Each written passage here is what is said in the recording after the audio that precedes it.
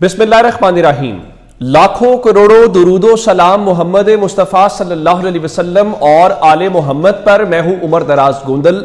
आज आगाज किया जस्टिस मंसूर अली शाह साहब ने और उन्होंने कहा कि भाई ये चारों जजेस तौहीन अदालत के मुर्तकिब हुए हैं और हम जो हैं ये अदालत के वकार और तकद्दुस और हम आहंगी के लिए उनको तौहीन अदालत का नोटिस नहीं जारी कर रहे, बल्कि हम सिर्फ जो है वो चीफ जस्टिस के पास ये मैटर भेज रहे हैं ताकि इस मामले को वो अदालत के फुल कोर्ट के सामने लगा लें। लेकिन उसके बाद आपको याद है कि 6 रुकनी बेंच बना हुआ था जिसने एडिशनल रजिस्ट्रार के नोटिस के ऊपर इंट्रा कोर्ट अपील करनी थी। गो के अदालत ने तौहीन अदालत की उस कार्रवाई को खत्म कर दिया था। लेकिन लगता यह है कि जस्टिस मंसूर के फैसले के बाद जजेस को दुख हुआ है, वो तमाम जजेस जो इसके पार्ट हैं। अब ये जो बेंच है ये जस्टिस मंदोखेल की सरबराही के अंदर था और जस्टिस मंदोखेल जो हैं वो आईनी बेंच की कमेटी के अंदर हैं और जस्टिस मंदोखेल उन 4 जजेस में शुमार होते हैं जिनके हवाले से आज अदालत का ख्याल ये था कि उन्होंने तौहीन अदालत की है। तो आज इस हवाले से जैसे ही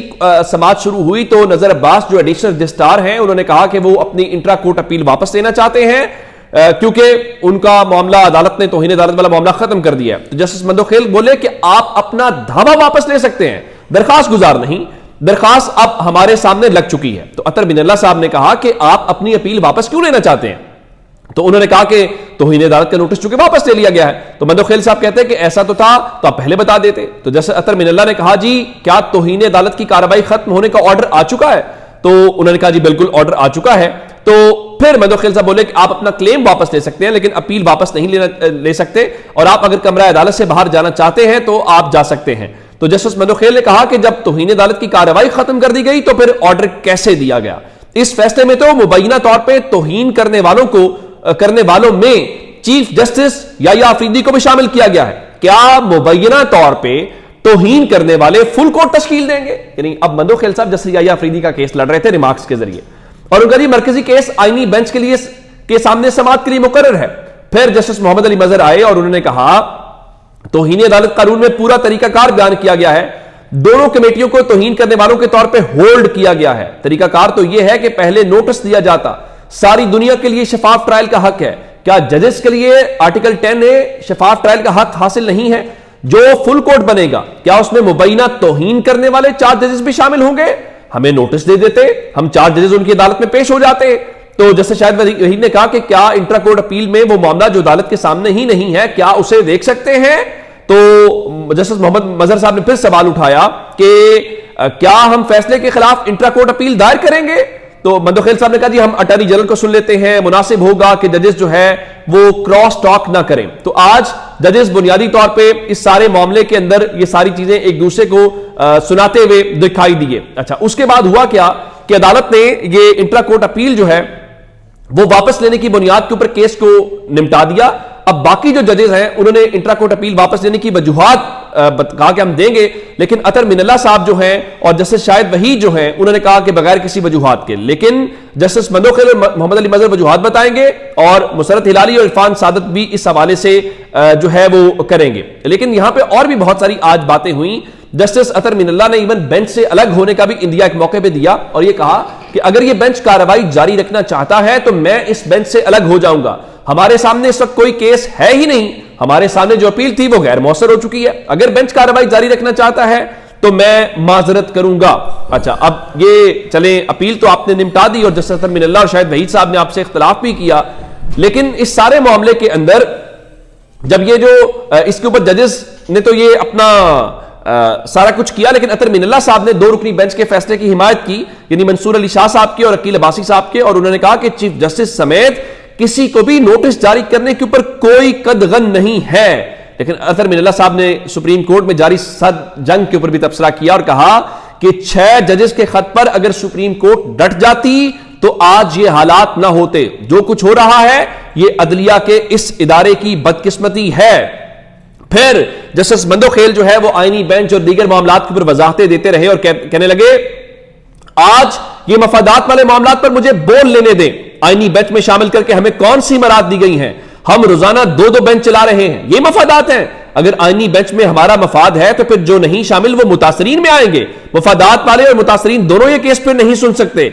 ऐसी सूरत में फिर किसी हमसाया मुल्क के जो जजेस हैं वो लाना पड़ेंगे।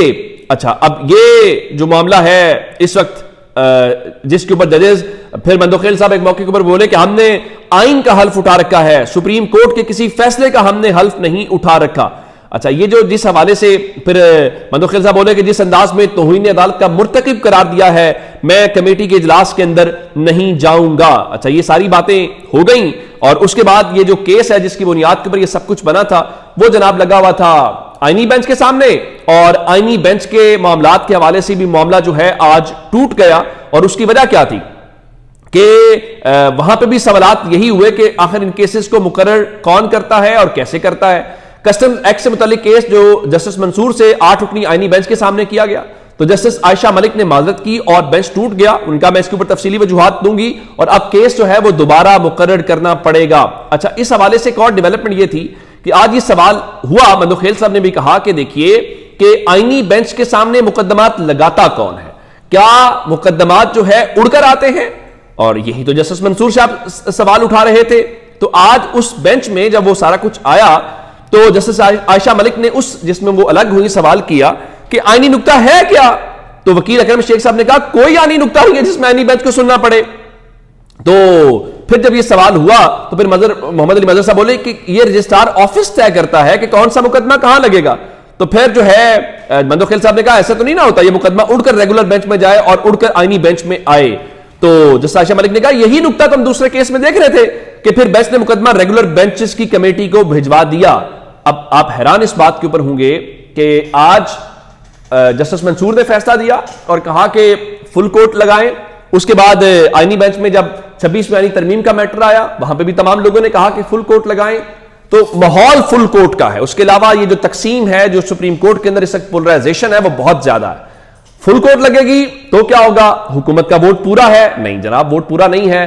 तो हुकूमत, क्योंकि अक्सरियती जजेस ये समझते हैं कि पाकिस्तान की जो अदलिया का निजाम है ये उसके ऊपर एक हमला किया गया है और पाकिस्तान के अदालती निजाम को मफलूज किया गया है। अब इन सब चीजों के बाद जनाब जस्टिस याया अफरीदी साहब ने एक एक्शन लिया है और इसके साथ हुकूमती हलकों में जश्न शुरू हो गया है। कहा ठीक है, फुल कोर्ट बनेगी तो भी मसला नहीं है, उसका भी इंतजाम कर लेते हैं। कैसे? हुकूमती वोट पूरे कर लेते हैं। अब आप कहेंगे मैं क्या बात कर रहा हूं। आज आईनी बेंच ने 26वीं आईनी तरमीम को 3 हफ्तों के लिए मुलतवी कर दिया। 3 हफ्तों का मतलब यह है कि आज 27 तारीख है, एक हफ्ता होगा 3 फरवरी को, दूसरा हफ्ता होगा 10 फरवरी को, तीसरा हफ्ता होगा 17 फरवरी को। यानी अब केस जाके ये लगेगा 17 फरवरी को जाके मंडे को। अच्छा, उसके बाद अब 3 हफ्ते तो हैं, तो इसी दौरान उससे पहले जनाब याया अफरीदी साहब ने 11 फरवरी को जुडिशल कमीशन ऑफ पाकिस्तान का इजलास बुला लिया है। किस लिए? कि जनाब वो ना 8 नए जो जजेस हैं सुप्रीम कोर्ट में तैनात किए जाएंगे। क्योंकि आप जानते हैं कि सुप्रीम कोर्ट में जजेस की तादाद बढ़ाने का बिल ऑलरेडी मंजूर हो चुका है। तो हाई कोर्ट के जो पहले 5 सीनियर 3 जजेस हैं उनमें से जजेस को अपॉइंट किया जाएगा।